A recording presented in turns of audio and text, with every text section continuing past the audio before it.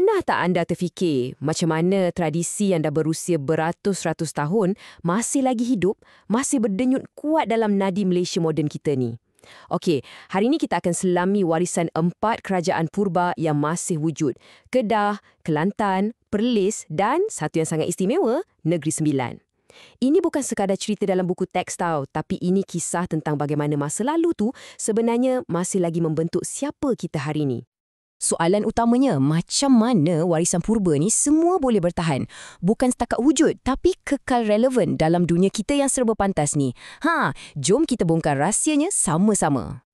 Baiklah, mari kita mulakan dengan melihat bagaimana gema dari zaman silam ni masih kedengaran jelas dalam sistem kita sekarang. Perjalanan kita ni akan melalui 2 laluan warisan yang sangat berbeza. Satu, laluan yang macam dikongsi bersama oleh beberapa buah kerajaan. Dan satu lagi, yang ini satu laluan yang unik, yang lain daripada yang lain. Jom kita mulakan dengan yang pertama dulu. Okey, kita mulakan pengembaraan kita di utara Semenanjung, di mana negeri Kedah, Kelantan dan Perlis, mereka ni macam berkongsi satu acuan warisan yang hampir serupa. Okey, tengok jadual ni. Nampak macam ada beza sikit kan? Kedah dan Kelantan guna gelaran Sultan. Perlis pula guna gelaran Raja. Tapi, jangan tertipu dengan nama tu. Terasnya, asasnya tetap sama. Kuasa tu diwarisi turun-turun-murun mengikut jurai keturunan pengasas kerajaan. Satu legasi yang tak pernah putus. Struktur kuasa mereka ni sangat jelas, macam sebuah piramid. Di puncak sekali, sudah tentulah sultan atau raja. Di bawah baginda, ada para pembesar yang menjaga daerah dan di peringkat paling asas, di akar umbi, ada penghulu yang menguruskan mukim. Walaupun zaman dah banyak berubah kan, bayang-bayang hierarki ni masih kita boleh nampak dalam pentadbiran moden. Setiap kali pertabalan, ia bukan sekadar satu upacara biasa. Ia macam sebuah pementasan agung tentang kuasa dan tradisi untuk mengesahkan kedaulatan pemerintah. Semuanya bermula dengan pemasyuran, lepas tu ada detik yang paling simbolik, iaitu mengucup keris kuasa. Dan ia memuncak dengan laungan Daulat Tuanku yang bergema. Setiap langkah tu penuh dengan makna tersendiri. Tapi, legasi mereka ni bukan terhad dalam istana je. Ia diukir dalam undang-undang tertulis, ia hidup dalam epik sastra yang hebat macam Hikayat Merong Mahawangsa dan ia bergetar dalam setiap gerak silat dan juga bayang-bayang wayang kulit. Inilah dia jiwa budaya mereka. Okey, sekarang jom kita tinggalkan sekejap acuan dari utara ni. Kita akan masuk ke satu kawasan yang tradisinya lain macam sikit. Sebabnya, di selatan ada satu kisah yang sangat berbeza. Dulu, para perantau dari Minangkabau datang ke sini. Mereka bukan cuma bawa diri tau, tapi mereka bawa sekali satu falsafah hidup yang kemudiannya membentuk identiti sebuah negeri yang memang unik, iaitu Negeri Sembilan. Dan falsafah tu, namanya Adat Perpatih. Cuba jangan bayangkan ia sebagai buku undang-undang yang tebal dan kaku. Anggap ia macam DNA sosial. Sesuatu yang membentuk segalanya. Daripada cara mereka berkeluarga, hinggalah siapa yang layak pegang kuasa tertinggi.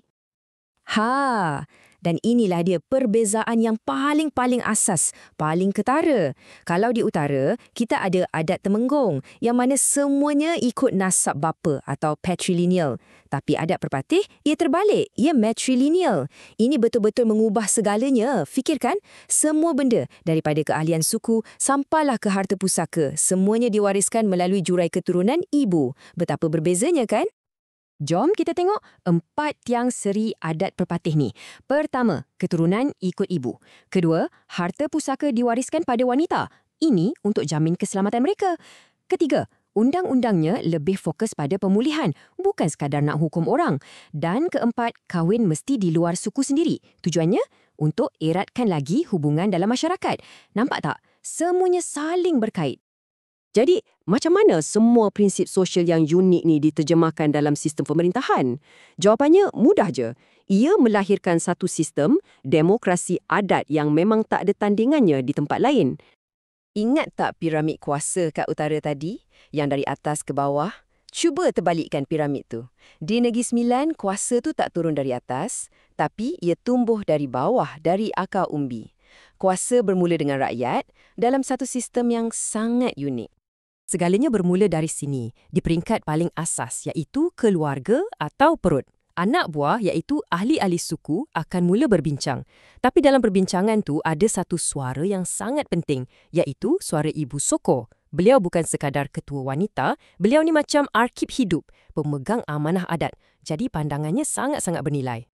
Daripada perbincangan keluarga inilah lahirnya kepimpinan peringkat pertama. Melalui muafakat, mereka akan lantik seorang buapa. Dia inilah yang akan jadi tempat rujukan utama untuk keluarga tu, sama ada dalam hal adat ataupun untuk selesaikan masalah. Lepas tu, proses ni naik satu tingkat lagi. Buah-buah yang dah dilantik tadi akan berkumpul pula. Dan sekali lagi, melalui muafakat, mereka akan pilih seorang lembaga untuk ketuai seluruh suku mereka. Tugas lembaga ni lagi besar, kena jaga keharmonian dan keadilan untuk satu suku penuh. Dan proses ni dia terus naik ke atas. Lembaga-lembaga ni pula akan bermesyuarat untuk memilih seorang undang. Undang ni ialah ketua bagi satu luak atau daerah. Kat sini, kuasa tu dah makin tertumpul. Ada 4 undang utama yang jadi macam tonggak kuasa di Negeri Sembilan. Dan akhirnya, sampai kita ke puncak, ke-4 undang yang berkuasa ni akan bermesyuarat dan dari situlah mereka akan memilih pemerintah tertinggi, iaitu yang di Pertuan Besar. Cuba bayangkan sekejap, seorang pemerintah yang dipilih bukan sebab keturunan, tapi dipilih melalui 4 lapisan perbincangan dan muafakat yang bermula daripada sebuah keluarga kecil. Satu proses dari bawah ke atas yang lengkap dan terus terang sangat mengagumkan. Okey, kita dah lihat 2 laluan yang sangat berbeza. Satu dari atas ke bawah, satu lagi dari bawah ke atas. Jadi, apa maknanya semua ni untuk kita hari ni? Sama ada sistem beraja warisan di utara ataupun demokrasi adat di Negeri Sembilan, kedua-duanya bukanlah soal betul atau salah. Ia macam 2 sungai berbeza yang akhirnya mengalir ke muara yang sama, iaitu identiti Malaysia. Kekuatan kita sebenarnya terletak pada kepelbagaian inilah. Dan mungkin perbilangan adat pepatih ni merumuskan segalanya dengan begitu indah sekali. Hidup dikandung adat, mati dikandung tanah. Maksudnya adat tu bukan sekadar peraturan, ia adalah satu lingkungan yang memeluk dan menjaga kita sepanjang hayat. Ia adalah akar yang mengikat kita pada tanah ini. Dan ini membawa kita kepada persoalan terakhir untuk kita renungkan bersama. Dalam dunia moden yang sentiasa berubah ni, cebisan warisan yang mana satu, tak kiralah dari utara atau selatan, yang akan kita pegang erat dan kita wariskan kepada generasi akan datang? Fikir-fikirkanlah. Jawapannya ada pada kita semua.